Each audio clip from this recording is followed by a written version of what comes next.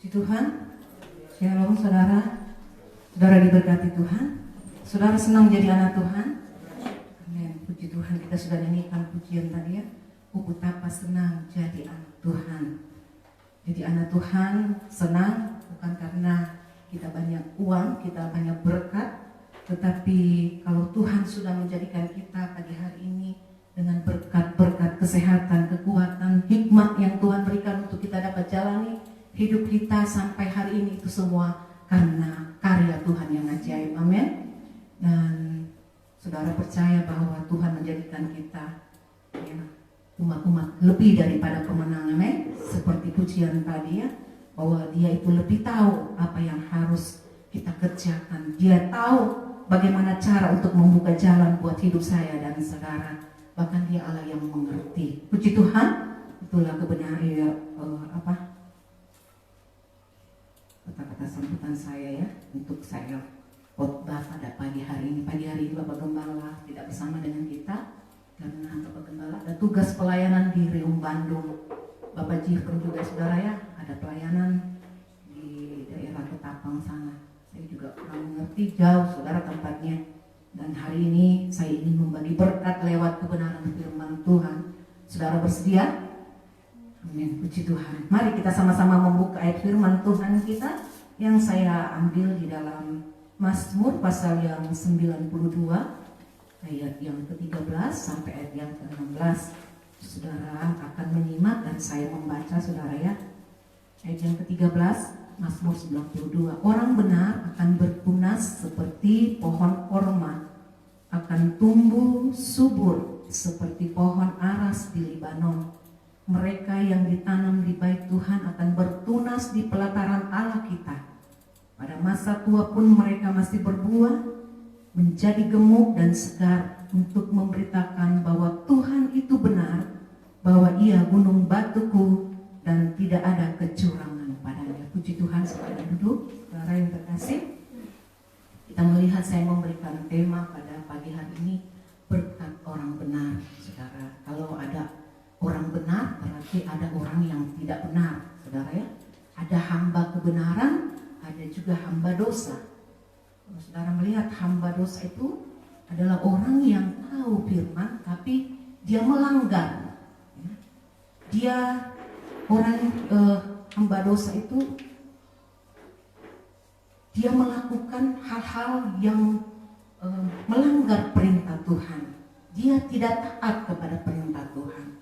Ya seperti pada waktu manusia jatuh ke dalam dosa, karena apa saudara? Karena dia tidak taat.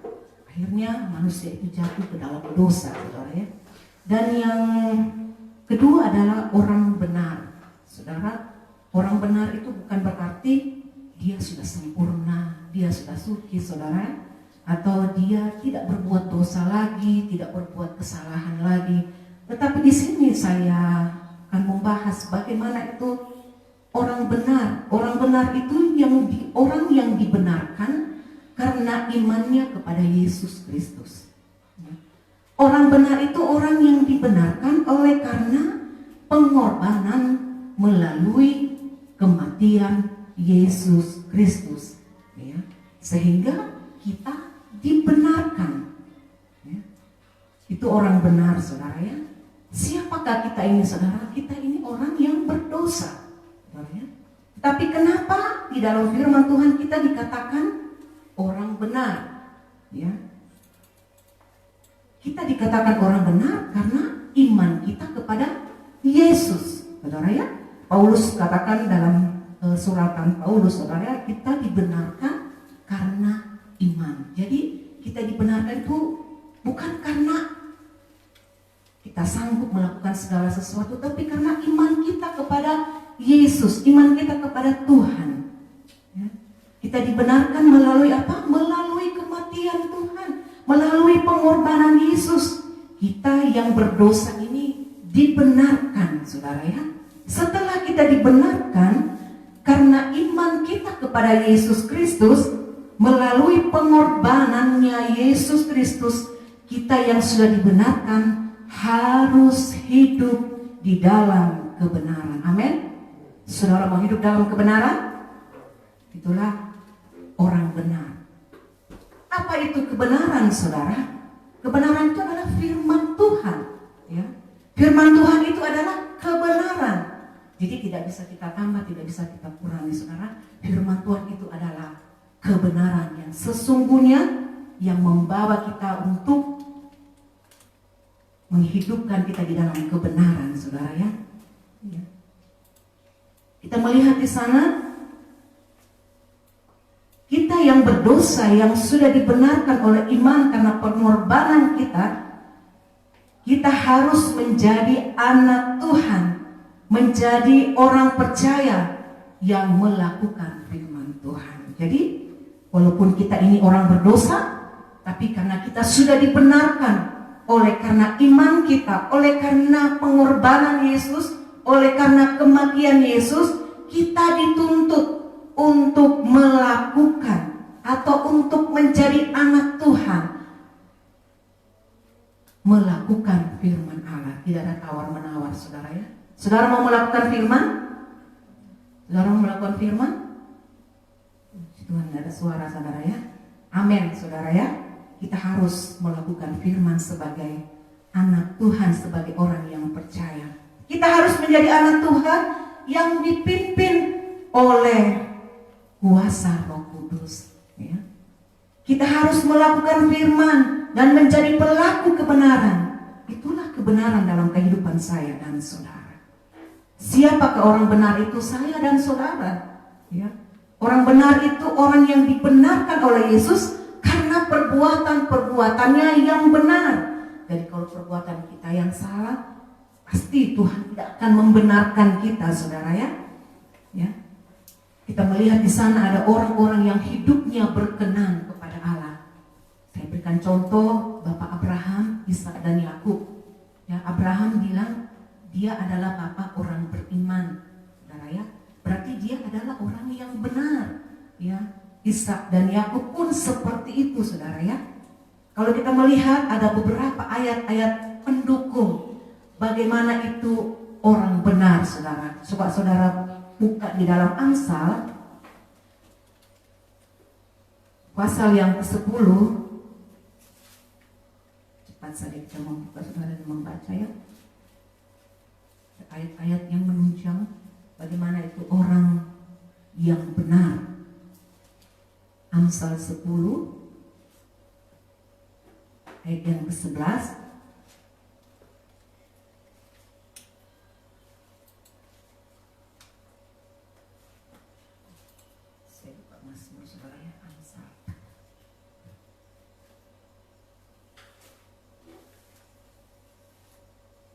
Amsal 10 ayat yang ke-11. Mulut orang benar adalah sumber kehidupan. Jadi orang benar itu mulutnya itu adalah sumber kehidupan yang bisa menjadi berkat bagi banyak orang. Terus saudara buka dalam Mazmur 37 ayat 30. Siapa yang ingin baca, saudara, yang sudah dapat? Mazmur 37 ayat 30.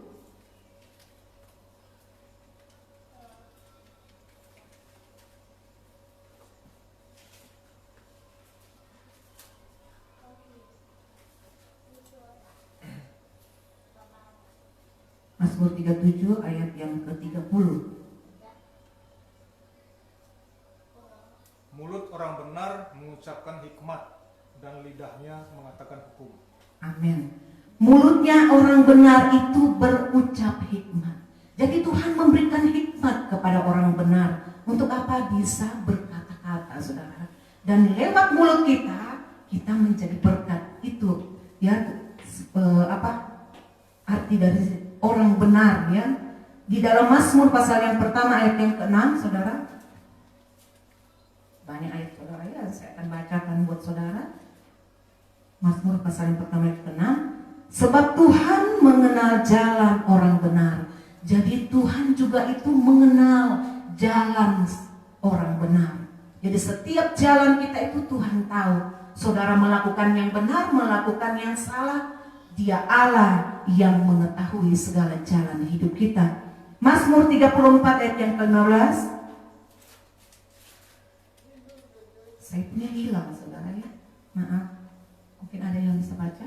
Mazmur 34 ayat 15. Mata Tuhan tertuju kepada orang-orang benar, dan telinganya kepada teriak mereka minta tolong. Mata Tuhan itu tertuju kepada orang benar. Jadi Tuhan selalu mengawasi hidup saya dan saudara. Ya. Tuhan selalu melihat ya, apa yang kita perbuat, apa yang kita lakukan di muka bumi ini. Tertuju kepada orang-orang benar, bukan tertuju kepada orang-orang yang tidak benar. Yakobus 5 ayat 16 dikatakan di sana, doa orang yang benar bila dengan yakin didoakan sangat besar kuasanya. Jadi orang benar itu jikalau dia berdoa ya dengan keyakinan yang teguh, doanya didengar oleh Tuhan. Dikatakan kuasanya itu lebih besar ya. Dan Mazmur 10, Amsal 10 ayat yang ke-6. Lalu kita ke sana, Amsal 10 ayat yang ke-6.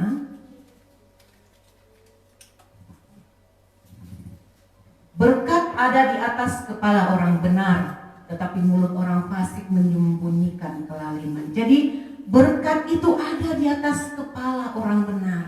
Saudara percaya? Amin.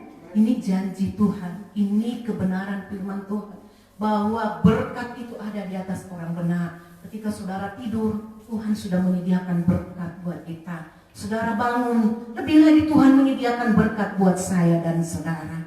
Tidak ada yang tersembunyi asal kita melakukan kebenaran firman Tuhan. Lalu berkat apakah yang diterima saudara? Yang ada pada orang benar. Kembali lagi dalam pembacaan kita saudara, dalam Mazmur pasal yang ke-92. Orang benar akan bertunas seperti pohon korma. Jadi orang benar itu selalu diibaratkan atau selalu diumpamakan di dalam pemazmur bahwa orang benar itu akan bertunas seperti pohon korma. Saudara pernah rasa pohon korma? Saudara pernah beli? Pasti saudara pernah rasa ya. Saudara pernah beli ya buah dari korma. Rasanya manis, enak saudara ya. Kalau ada orang yang gak suka terlalu manis, ya mungkin dia nggak suka, tapi sebagian banyak orang senang dengan yang namanya buah pohon korma. Kita melihat di sana dalam perjanjian lama seringkali umat Tuhan itu dilambangkan atau sering digunakan pohon itu dilambangkan sebagai umat Allah. Orang benar itu digambarkan seperti pohon korma yang bertunas, saudara. Apa yang kita tahu tentang pohon korma, saudara ya? Kenapa orang benar itu digambarkan seperti pohon korma? Tentunya ada hal yang pribadi, saudara ya, dari kehidupan pohon korma ini yang dapat kita pelajari, yang dapat kita maknai dalam kehidupan kita sehari-hari. Ya dari kehidupan pohon korma ini, ya saudara ya. Pohon korma ini saudara, dia bertumbuh ya. Kalau dia bertumbuh tuh kalau dia mempunyai biji saudara ya, dan dia memiliki akar, dan akar itulah yang ditanam di tanah saudara ya. Waktu ditanam di tanah, dan ini kebanyakan biasanya saudara ya ada di Israel atau di Palestina. Di Palestina itu padang gurun saudara ya, tapi anehnya pohon korma itu bisa tumbuh. Dan waktu mereka menanam biji korma itu saudara, ada akar, dan akar itu dimasukkan di dalam tanah. Dan saudara waktu dia bertumbuh, akar itu semakin mendalam saudara, semakin terus ke dalam. Dan di dalam itu ada mata air saudara. Jadi jangan kira di padang gurun itu tidak ada mata air saudara. Dan pohon korma itu bisa mencapai tanahnya itu, dia masuk ke dalam bisa 7-9 meter. Kalau saudara di rumah, saudara kalau menggali sumur saudara, kira-kira berapa meter saudara? Kalau kami di pastori kami nambah saudara ya 4 meter ke bawah saudara ya, baru dapat air. Kemarin di pastori itu kering karena cuma dangkal sumurnya saudara ya. Mungkin juga di Pasoni waktu itu ya saudara, waktu gali sumur harus dalam supaya ada air keluar, saudara. Begitu juga, saudara, waktu pohon korma ditanam, akarnya itu masuk sampai ke dalam. Ya, masuk sampai ke dalam sampai dia menemukan mata air, saudara. Dan setelah dia mendapatkan mata air, barulah dia keluar ke atas, saudara. Ya, artinya dia bertumbuh, saudara ya. Dia memiliki dulu akar yang kuat, saudara ya, baru dia bisa bertumbuh ke atas. Setelah dia bertumbuh ke atas, saudara, tentunya ada pohon, ada batangnya, ada daunnya, ada buahnya yang bisa dinikmati, berguna bagi manusia, saudara ya. Mungkin juga pohonnya, saudara, bisa menjadi suatu perteduhan bagi manusia, ya.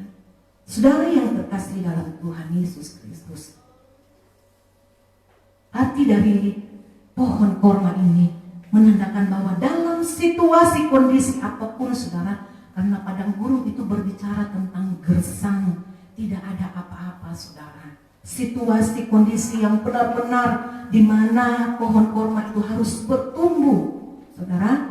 Ya, di musim panas, nah, bahkan ia lebih tumbuh di musim kemarau, ya saudara, dibandingkan pada musim-musim yang lain, saudara ya. Pohon korma ini dibilang dia tetap hidup, saudara ya, bertumbuh di segala musim, saudara. Ada pujian mengatakan musim akan selalu berganti, kasih Tuhan tetap abadi. Mungkin seperti itulah kehidupan saya dan saudara. Musim dalam kehidupan kita itu akan terus berganti, panas, hujan, terik. Pohon korma, saudara, dia bertumbuh dan berakar, saudara ya. Tidak sembarang, saudara ya. Dia mengokohkan akar yang ada ya dari batang pohon korma itu. Ya, seperti kehidupan kita, rohani kita.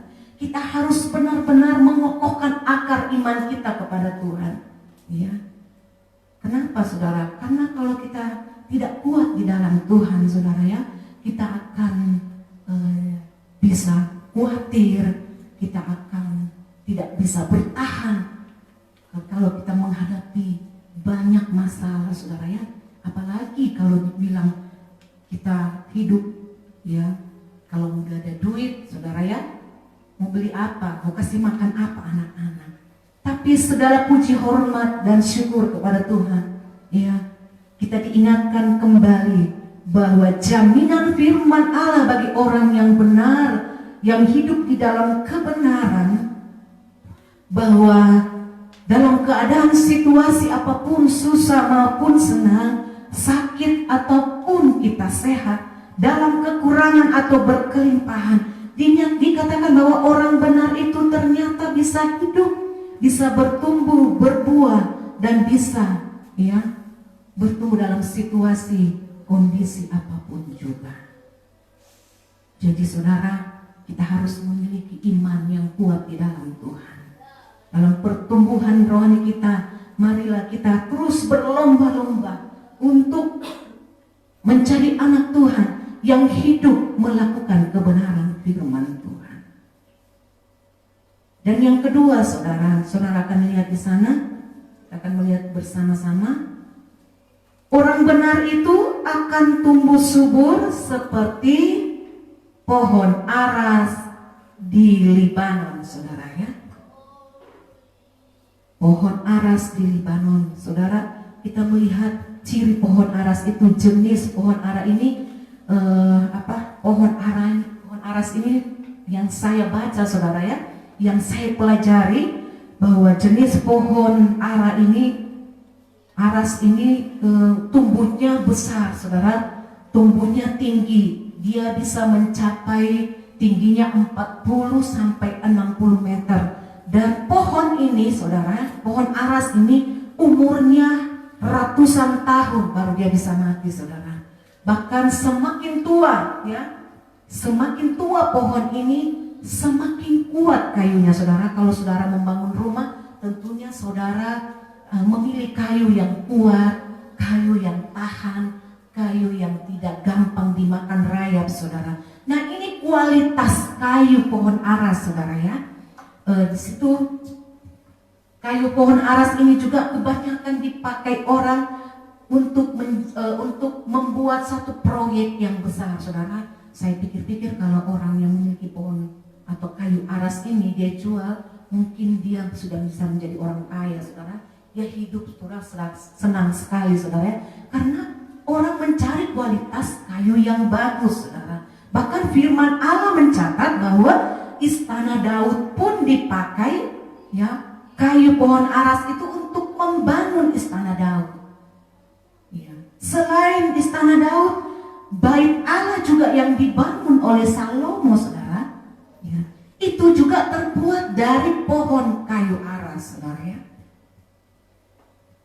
Sungguh luar biasa, ya, kekuatan, kualitas daripada pohon aras ini, saudara, ya. Ya, pohon aras ini makin tua dia makin kuat dan tidak gampang, Tuhan, dimakan rayap. Rasanya, kata yang saya baca, rasanya pahit, tapi bau kayu itu harum, saudara, ya. Mengartikan di sini dalam arti rohani, saudara, yang saya ingin artikan bahwa orang benar itu semakin tua, semakin kuat di dalam Tuhan. Amin. Dia semakin hidup di dalam kebenaran firman Tuhan. Ya, namanya semakin harum, saudara, ya. Dia menjadi berkat bagi keluarga, bagi anak-anak, bagi di tiap lingkungan dia berada, ya. Dia tidak akan pernah goyah, saudara, ya. Apapun yang dia alami, baik itu musim, di segala musim yang dia harus hadapi, dia tidak mudah tawar hati. Firman Tuhan bilang, orang yang tawar hati itu membungkukkan tulang. Saudara pernah melihat orang yang membungkukkan tulang, saudara? Dia bungkuk, saudara. Dia hanya melihat ke bawah, nggak pernah lihat ke atas, saudara, ya. Karena apa yang dia lihat ke bawah itu susah terus, saudara, ya. Dia nggak pernah bisa lihat ke atas karena dia bungkuk, saudara. Ini kiasan daripada firman Tuhan. Orang yang tawar hati itu membungkukkan tulang, saudara, ya. Jadi kalau kita tawar hati pada masa kesesakan, kecillah kekuatan kita, kata firman Tuhan. Jadi saudara mau tawar hati? Tidak, saudara, ya. Kita mau tetap, ya, tidak mudah digoyahkan oleh apapun. Ya, kita akan menjadi orang yang dikenal bahwa kita ini anak Tuhan yang kuat, anak Tuhan yang mampu berdiri dan tidak akan digoyahkan oleh apapun juga. Melalui iman kita, kepercayaan kita, kebenaran yang sudah kita pegang, biarlah itu menjadi pegangan hidup kita untuk menjadi pelajaran dari hidup kita, supaya kita untuk bisa melakukan hal-hal yang benar di mata Tuhan. Firman Tuhan bilang ayat yang ke-15, pada masa tua pun mereka masih berbuah menjadi gemuk dan segar. Artinya di masa tua mereka pun mereka tidak lesu, saudara, ya. Tidak menjadi orang yang tua renta yang enggak punya kekuatan, saudara. Dikatakan di sana mereka masih berbuah menjadi gemuk dan segar. Artinya kebenaran yang mereka dapati itu terus menjadi menjadi harum dalam kehidupan mereka, saudara, ya. Menjadi gemuk dan segar. Orang yang hidup di dalam Tuhan, saudara, ya, pasti mukanya bercahaya. Dia kan gemuk dan segar, bercahaya, saudara. Kalau Jos itu masih muda, saudara, ya. Seperti Raja Daud, kemerah-merahan, saudara, ya. Tapi orang yang sudah tua itu, saudara, ya, dikatakan dia masih gemuk, masih segar, saudara, ya. Walaupun memang tubuhnya lemah, mungkin tubuhnya sudah menua, saudara, ya, tapi dia masih berbuah. Artinya ada buah kebenaran yang dia bisa ceritakan kepada orang lain. Ada buah kebenaran yang dia bisa bagikan kepada sesama, keluarga, kepada iman percaya yang ada, saudara, ya. Dan ayat yang ke-16, untuk memberitakan bahwa Tuhan itu benar, bahwa ia gunung batuku dan tidak ada kecurangan padanya. Bahwa Tuhan itu adalah gunung batu kita dan tidak ada kecurangan pada Tuhan. Kalau tidak ada kecurangan pada Tuhan, kita orang benar pun tidak ada kecurangan pada kita. Sekalipun orang ada yang mencurangi kita, saudara. Seperti ada pujiannya, siapa ya, saudara? Anang ya, saudara, ya. Tapi saya nggak terlalu hafal, saudara. Mencurangi aku, kata saudara, ya. Tapi saya percaya Bapak Ibu, saudara yang terkasih yang ada di tempat ini, rumah tangga saudara selalu dijaga oleh Tuhan. Amin. Kalau di tengah keluarga orang-orang yang tidak sepadan dengan kita, yang tidak seiman dengan kita.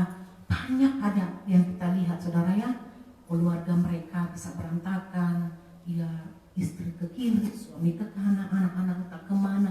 Tapi segala puji, hormat dan syukur kepada Tuhan kalau saudara dan saya kita menghidupi hidup kita di dalam kebenaran Allah. Dan maka semua itu Tuhan akan menjaga dan memelihara kita saudara ya. Dia akan membuat kita menjadi orang-orang yang berbuah demi kemuliaan dan kebesaran nama Tuhan. Puji nama Tuhan, inilah kebenaran firman Tuhan yang saya bisa sampaikan kepada saudara. Dan ini menjadi berkat buat kita bahwa kita menjadikan hidup kita Tuhan di atas segala-galanya. Walaupun saudara ya, kita Tuhan izinkan terjadi masa-masa kekeringan paceklik dalam hidup saya dan saudara. Tuhan izinkan kita menghadapi masa-masa yang sukar. Masa-masa yang sukar bukan berarti kita nggak ada apa-apa. Sekarang ini saudara ya, ada banyak penyakit, ya banyak orang menjadi takut, ya ada banyak hal-hal yang membuat manusia takut. Tapi Tuhan bilang, jadilah seperti pohon korma yang menghasilkan buah, yang tertanam akarnya kuat, tidak dapat digoyahkan oleh apapun juga saudara ya. Ia semakin berakar ke dalam dan bertumbuh kepada Kristus. Puji nama Tuhan. Mari Bapak Ibu Saudara, kita sama-sama bangkit berdiri, kita akan nyanyikan satu pujian. Musim akan selalu berganti, tapi kasih Tuhan itu tetap abadi dalam hidup saya dan saudara. Puji Tuhan.